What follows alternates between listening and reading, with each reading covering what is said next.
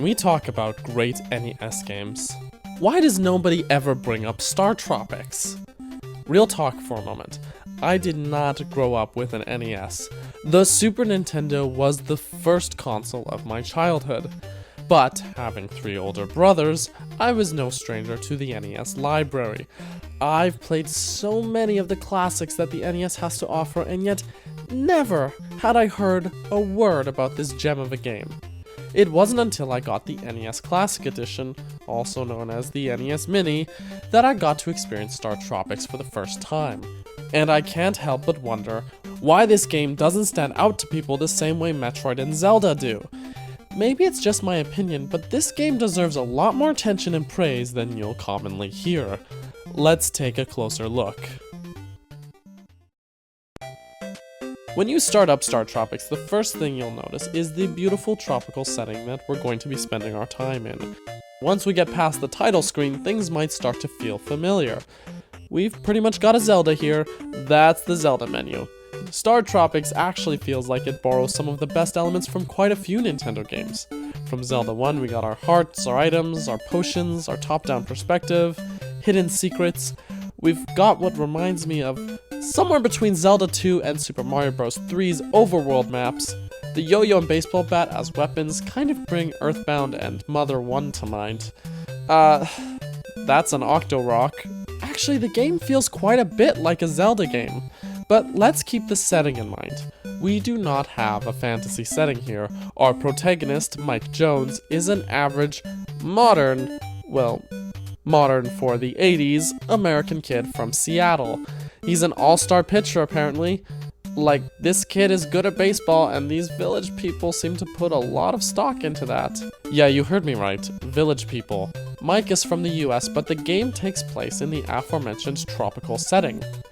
Mike's uncle, Steve Jones, is an archaeologist doing research in the tropics, and Mike is invited to visit him. The game actually starts off with us landing on Sea Island. Wonder why it's called that.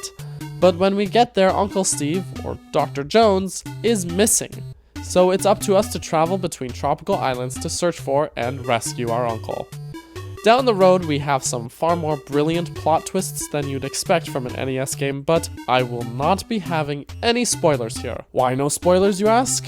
I mean, I've done the spoiler thing in videos before, but the ending of this game is just too good to spoil, especially for an NES game.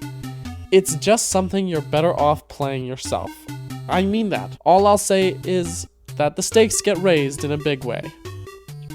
So let's get back into the game. We're sent out by the village chief to find our uncle, who was abducted because he discovered something in some ancient ruins. So off we go armed with naught but a yo-yo, also known as the Star. The dungeons here are the real meat of the gameplay. Again, this top-down perspective may feel familiar, but unlike Link, Mike is going to be doing a lot of jumping. It may feel strange, but we're locked down to a grid, and at first, this may feel awkward because there isn't always an instant stop when you release the D-pad.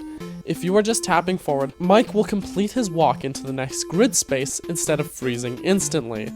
For any other game, I'd call this a nitpick or a poor design choice, but I feel like this was quite intentional here. The dungeons and combat seem to be designed around having this gridlock, and since the enemies are mostly also tied down to the grid, it doesn't feel unfair.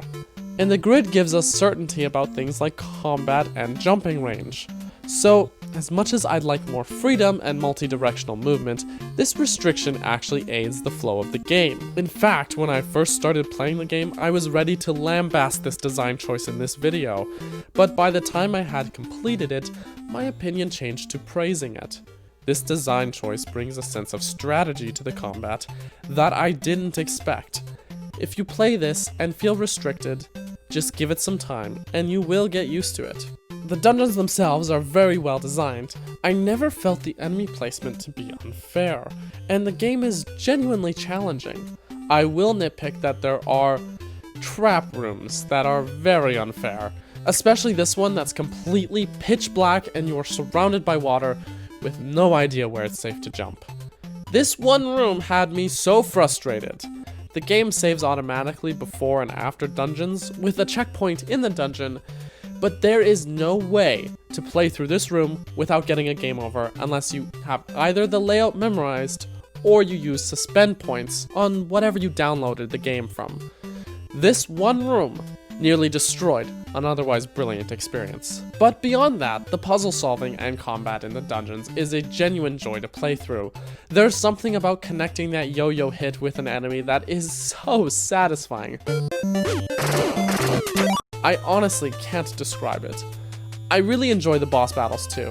I was concerned between the first 2 boss fights that they would all start to feel really samey, you know? Just dodge, dodge, then strike. Dodge, dodge, then strike. But really, the bosses turn out to be quite diverse, especially when the roster of weapons that you carry starts to expand. Something I do wish though was that when you complete a dungeon, you would be able to take your inventory with you. Even if you have 50 of these fireball torch things, when you finish the level, as soon as you leave, you lose them all for some reason. But even with the temporary weapons, the yo-yo is such a satisfying weapon to use that I'm willing to look past it.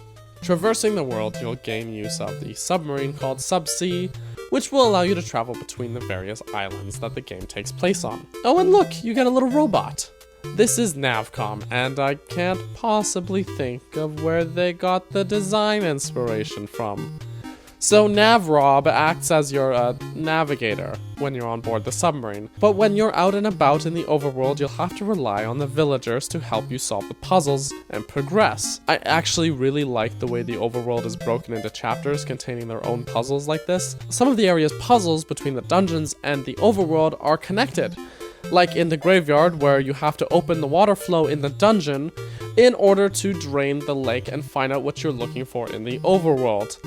And some of the overworld puzzles may surprise you, like when you encounter this bird who seems to be talking nonsense until you find this giant piano and realizing his jabbering was actually code for what musical notes to play. Overall, some of these puzzles may give your brain a bit of a tease, but there's nothing that should have you stumped for hours and end up poring over a walkthrough. Except, at one point while tracking down your uncle, you will be asked to input a radio frequency that is hidden on a letter you get from your uncle.